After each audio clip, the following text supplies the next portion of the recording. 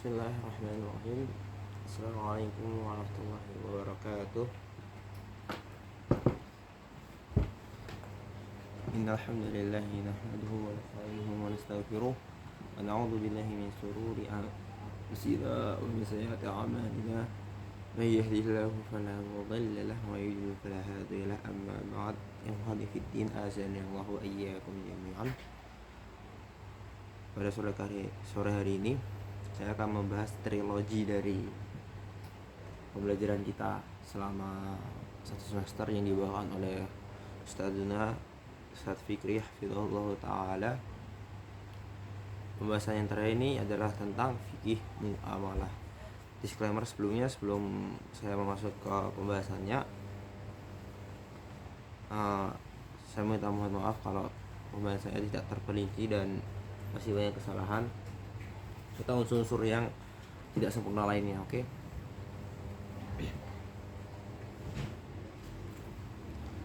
Fikih muamalah. Oke. Pada hakikatnya fikih muamalah dan fikih ibadah merupakan suatu kesatuan. Pada hakikatnya memiliki keterkaitan keduanya. Maksudnya gini. Fikih muamalah itu hubungan antar manusia dan manusia. Dan termasuk jual beli itu masuk ke dalam fikih muamalah. Oke. Dan bab halal haram, apabila kita memakan makanan yang haram atau makanan yang tidak jelas asal usulnya, maka hal itu akan menyebabkan sholat kita, ibadah-ibadah kita yang kita panjatkan untuk Allah Ta'ala tidak diterima. Oleh sebab itu fikih muamalah dan fikih ibadah memiliki keterkaitan di antara keduanya. Oke. Muamalah juga merupakan hubungan antar manusia, interaksi sosial, interaksi yang mana interaksi yang sesuai dengan syariat Allah Ta'ala. Oke, kita masuk ke bab jual beli. Jual beli bukan hanya tentang mencari laba, melainkan kita mencari ridha Allah Ta'ala. Bagaimana kita tahu bahwasanya kita hidup di dunia ini tuh enggak kekal, enggak selamanya. Kita mencari bekal untuk menghadap Allah Ta'ala pada suatu hari nanti. Maka wasilah jual beli ini harapannya semoga kita mendapatkan ridho Allah Ta'ala. Dan syarat terkabulnya doa itu ada 4. Yang pertama waktu, keadaan. Yang ketiga mengangkat tangan. Yang keempat tawasul kepada Allah Ta'ala. Oke, kita masuk ke pembahasan yang pertama, yaitu waktu. Ada beberapa waktu yang mana kita ketika berdoa di waktu tersebut maka akan jauh lebih diijabahi doanya selain waktu yang tidak ditentukan. Oke. Bukan berarti nggak boleh kita berdoa ketika di luar waktu-waktu yang ditentukan. Boleh-boleh saja, itu merupakan suatu mubah. Oke. Waktu di antara waktu-waktu mustajabnya berdoa adalah di hari Jumat setelah sholat asar dan sepertiga malam terakhir sore malam kita ketika kita bangun, terus ketika kita safar, ketika hujan dan lain sebagainya. Keadaan ini yang kedua adalah keadaan yang saya tulis ini keadaan yang maksudnya terhimpit ya, seperti kisah tentang seorang terdahulu ketika terjebak dalam gua yang berdoa dengan mengingat apa itu pahalanya dahulu. Itu keterkaitan dengan keadaan. Oke, yang ketiga adalah mengangkat tangan. Kenapa mengangkat tangan? Karena mengangkat tangan ketika berdoa adalah termasuk merupakan adab dari berdoa itu sendiri. Oke. Yang keempat adalah tawasul kepada Allah Ta'ala. Yang ini maksud tawasul di sini adalah kita melakukan ibadah, kita melakukan doa itu dengan khusyuk tanpa bermain-main di dalamnya. Oke, kita masuk ke pembahasan dari keempat tersebut. Apabila kita telah melakukannya, tidak menutup kemungkinan bahwasanya doa itu tersebut akan tertolak. Kok bisa? Gimana? Kita sudah melakukan keempatnya tadi, waktu, keadaan, mengatakan dan tawasul, tapi doa kita masih tertolak. Nah, itu kenapa doa kita masih bisa tertolak padahal kita telah melakukan syarat tadi? Jawabannya adalah apabila kita memakan makanan yang haram dalam tubuh kita. Nah, itu tadi pembahasan yang tadi di awal tadi ya. Oke, lanjut ke berikutnya tentang akad. Akad adalah ikatan antar pelaku akad yang sesuai syariat Allah Ta'ala dan memiliki pengaruh setelahnya. Oke, itu tadi ini maksud dengan akad ya. Pengaruhnya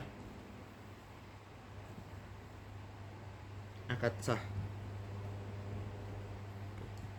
Akad sah itu terbagi menjadi 5. Yang pertama komersial, yang kedua sosial, yang ketiga hak guna, yang keempat jaminan, yang kelima kerjasama. Diingat-ingat ya, tadi ada 5 apa aja? Komersial, sosial, hak guna, jaminan, dan kerjasama. Terus kita masuk ke pembahasan yang pertama, komersial. Apa sih sebenarnya akad yang komersial itu? Dalam bahasa Arab sendiri, ini maksud akad komersial adalah akad muawwadhat, artinya adalah akad yang mencari laba atau keuntungan di dalamnya. Contoh dari akad muawwadhat yaitu jual beli, sewa menyewa, terus dari akad muawwadhat. Yang kedua, akad sosial atau dalam bahasa Arabnya tabarru'at. Dia mencari, yaitu termasuk wakaf, hibah, sedekah dan wasat, itu termasuk dari akad tabarru'at. Yang ketiga, akad hak guna atau infak, yaitu contohnya adalah pinjam meminjam, hutang piutang, itu termasuk dari akad hak guna. Yang keempat, jaminan atau akad jaminan atau taufiqat, yaitu seperti gadai. Jaminan orang itu nggak ada ya sekarang ya, jaminan orang kita nggak ada, seperti budak mungkin atau hal semacam itu. Teman, sekarang dalam kehidupan kita nggak ada yang namanya budak ya. Yang ketiga, jaminan barang, itu termasuk dari akad taufiqat. Ada 3 tadi ya, gadai, jaminan orang, dan jaminan barang. Yang kelima itu adalah kerjasama atau musyarakah, akad musyarakah. Apa sih akad musyarakah itu sebenarnya? Gini, yaitu contohnya adalah mudharabah dan menjadi seorang pemodal, itu termasuk dari akad musyarakah. Dan tabiat itu ada 4, lazim, jaiz, lazim sebagian, dan jaiz sebagian. Lazim itu yang bisa dibatalkan oleh kedua belah pihak, dari si A ataupun si B ataupun yang lainnya. Dan jaiz adalah boleh membatalkan akad dari kedua, tidak yang pertama tadi lazim itu tidak bisa membatalkan antara kedua belah pihak ya, karena itu lazim. Yang kedua itu jaiz, boleh membatalkan akad dari kedua belah pihak ataupun salah satu di kedua belah pihak, bukan salah satu di antaranya, itu beda lagi nanti. Terus yang ketiga adalah lazim sebagian dan jaiz sebagian, itu yang contohnya salah satu di antara itu boleh membatalkan dan salah satunya itu enggak.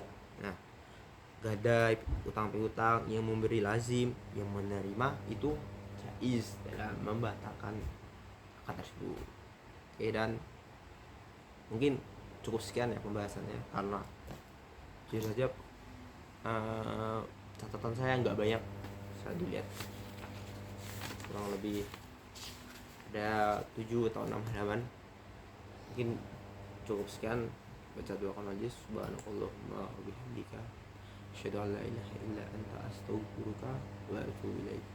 Oke. Assalamualaikum warahmatullahi wabarakatuh.